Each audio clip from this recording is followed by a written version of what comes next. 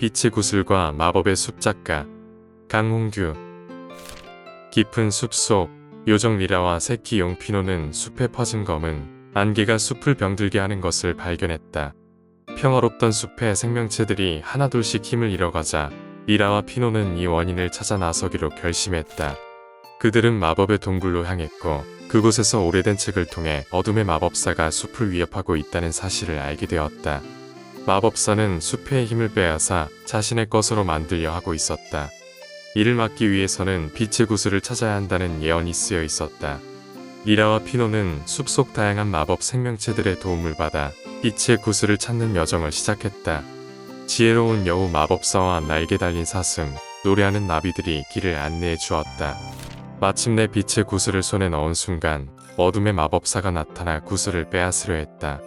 그러나 리라와 피노는 용감하게 맞섰고 구슬에서 퍼져나온 빛의 힘으로 마법사는 사라지며 숲은 다시 생기를 되찾았다. 마법의 숲은 평화를 되찾았고 리라와 피노는 새로운 모험을 향해 나아갔다. 루나와 별의 모험 작가 김경수. 옛날에 루나라는 호기심 많은 소녀가 작은 마을에 살고 있었어요.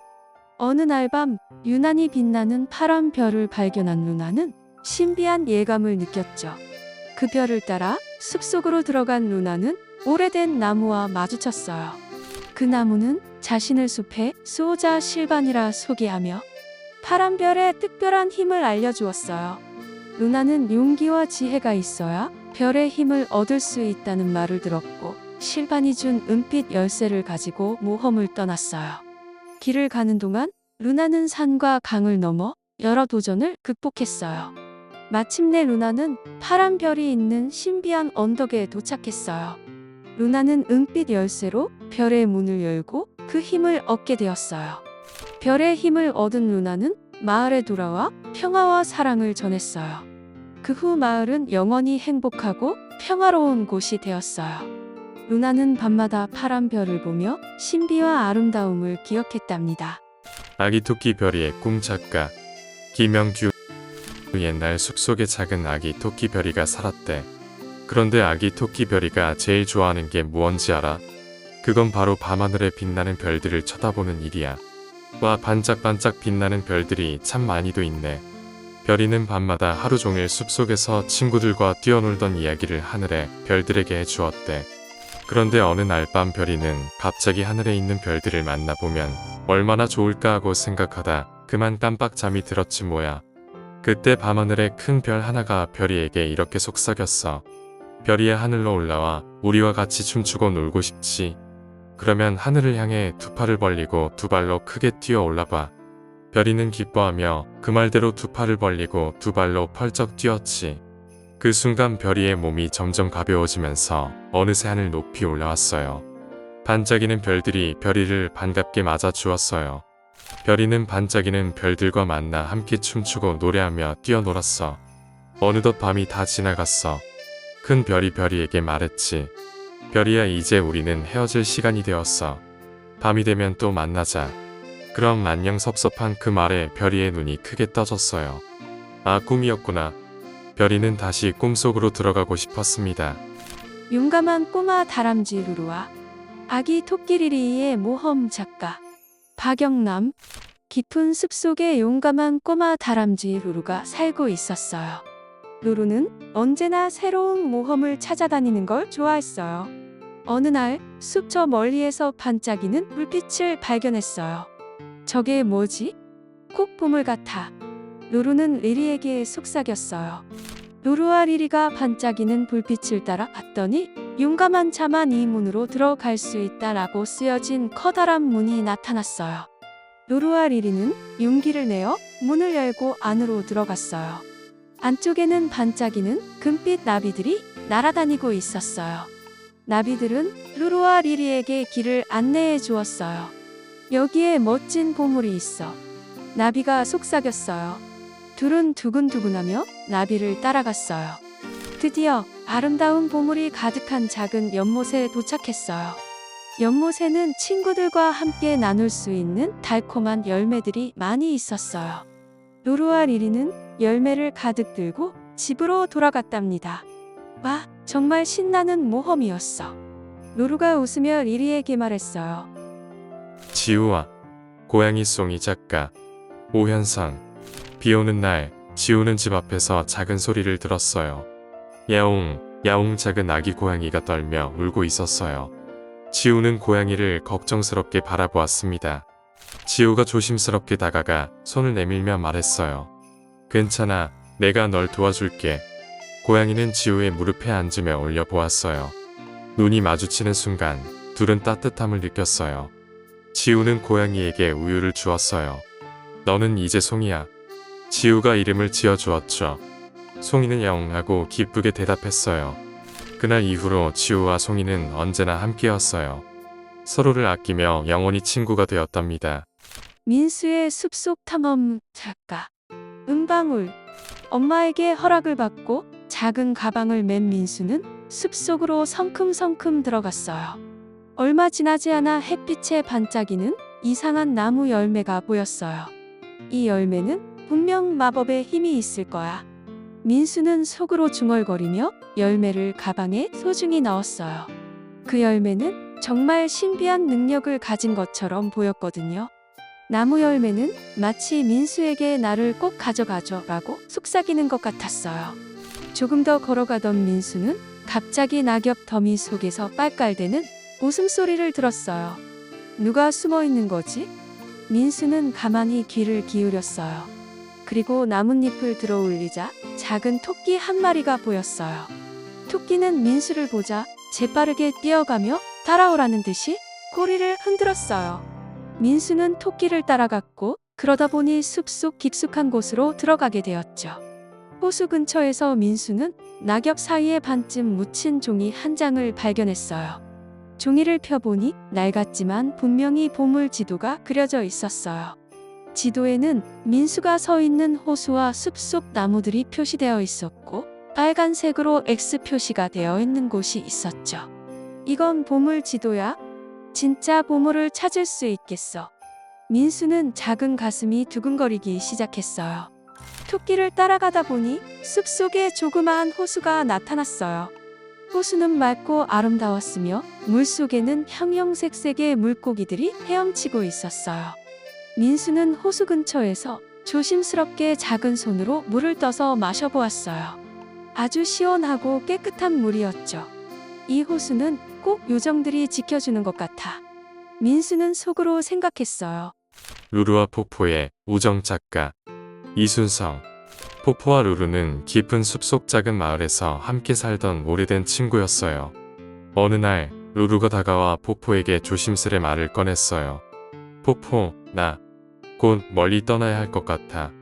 이 마을이 너무 좁아져서 더 넓은 곳으로 가보래. 더 넓은 곳으로 떠나야 한다는 사실을 알게 된 포포는 슬픈 마음을 감추고 루루를 응원했어요. 함께 보내는 시간이 얼마 남지 않았다는 걸 알면서도 그들은 마지막 시간을 소중히 여기며 함께 웃고 놀았어요. 포포는 속으론 루루가 떠나지 않기를 바랐지만 자신의 바람이 루루를 붙잡을 수 없다는 걸 알고 있었어요.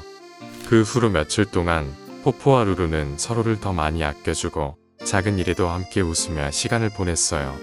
그리고 떠나는 날이 다가오자 루루는 포포에게 마지막으로 작은 깃털 하나를 건네주었어요. 포포야, 이 깃털을 보면 나를 기억해줘. 포포는 작은 깃털을 꼭 쥐며 고개를 끄덕였어요. 서로 마지막 인사를 나누며 둘은 눈물을 참으려 했었지만 헤어짐의 아픔은 쉽게 가시지 않았어요. 결국 루루는 하늘 높이 날아올라 숲을 떠나갔고 포포는 하늘을 오래도록 바라보며 그 자리에 서 있었답니다.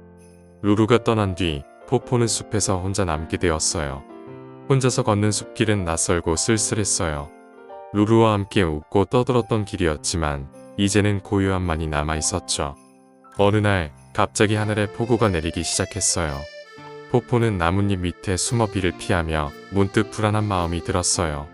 루루는 잘 지내고 있을까? 혹시 길을 잃거나 다친 건 아니겠지? 포포는 친구의 안전을 걱정하며 밤새 잠들지 못하고 깃털을 꼭 쥐었어요. 다음 날 아침 포포는 결심했어요. 루루가 잘 지내고 있는지 직접 가서 확인해야겠어. 포포는 작은 다람쥐의 짧은 다리로 숲을 힘차게 뛰어나갔어요. 험한 길을 지나고 높은 언덕을 넘으면서도 포포는 지치지 않고 달렸어요.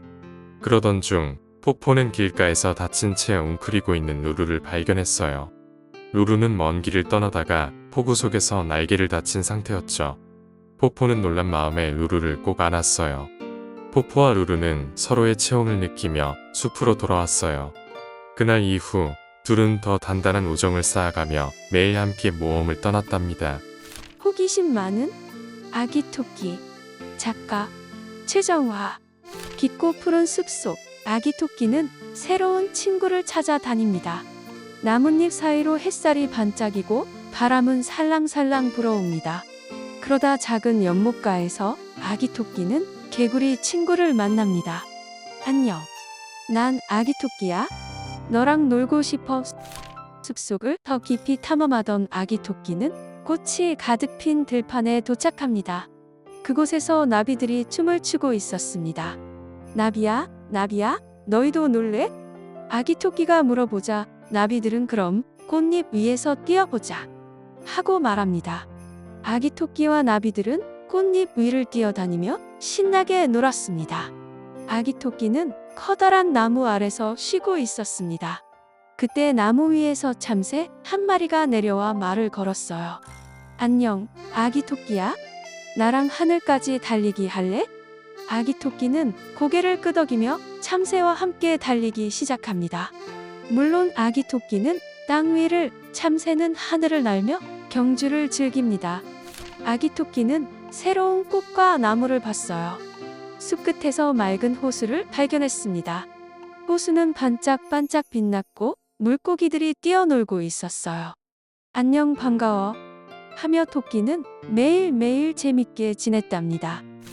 왕자와 공주의 사랑. 작가 한선이. 옛날 어느 왕국에 잘생긴 왕자가 살고 있었어요. 그는 강한 힘과 지혜를 겸비했지만 늘 외로웠어요. 화려한 성에서 많은 사람을 만나도 진정으로 마음을 나눌 친구를 만나지 못했기 때문이에요. 어느 날 이웃 왕국에서 아름다운 공주가 온다는 소문이 들렸어요. 그 공주는 마음씨가 착하며 자연을 사랑하는 사람이었어요. 왕자는 왠지 모를 설렘에 그 공주가 점점 더 궁금해졌어요.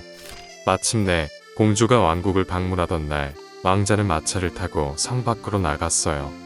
공주가 도착하자 왕자는 말을 타고 공주에게 다가가 인사를 했어요. 안녕하세요, 공주님. 저는 이 왕국의 왕자입니다. 왕자는 공주의 아름다움에 매료되었을 뿐만 아니라 그녀의 따뜻한 눈빛과 부드러운 목소리에 마음을 빼앗겼어요.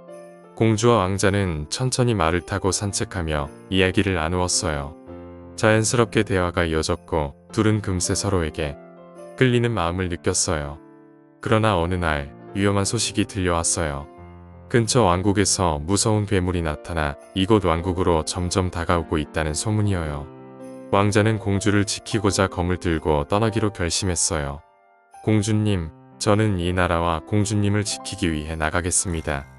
공주는 왕자를 진심으로 걱정하며 눈물을 흘렸지만 왕자의 용기를 존중했어요.